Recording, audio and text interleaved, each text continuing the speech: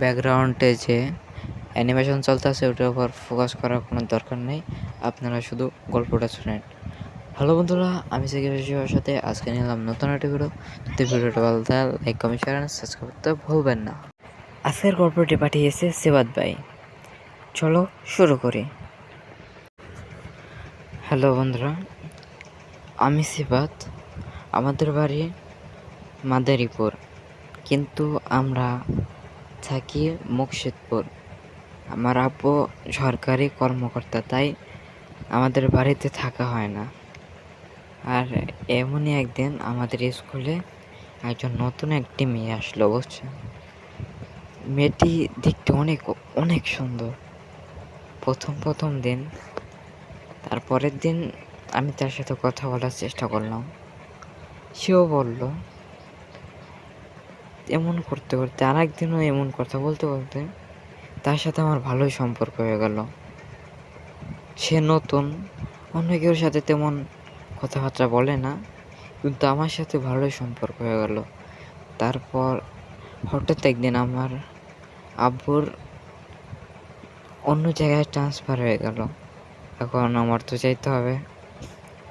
তারপর সবার কাছে স্কুলে আসা, সবার কাছে বিদায় নেওয়ার সময় আমার ওর সাথে আবার দেখা হলো। ওকে সব কিছু বললাম। ও বলল, তোমার সাথে তো আর কথা হবে না।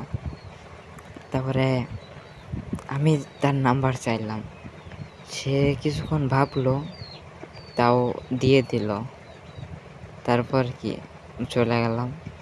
যাবার 2 দিন পর তাকে একটা ফোন দিছে। সে 1 ঘন্টা পরে রিপ্লাই করছিল। রিপ্লাই করার পর সে বলল, কেমন আছো? মানে এমন কথা বলতে বলতে তার সাথে এত ভালো সম্পর্ক হলো, করার মতো না।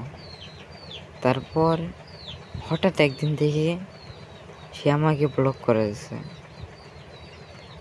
মানে আমার মাথা একদম, আমি জানিও না তাদের বাড়ি কোথায়।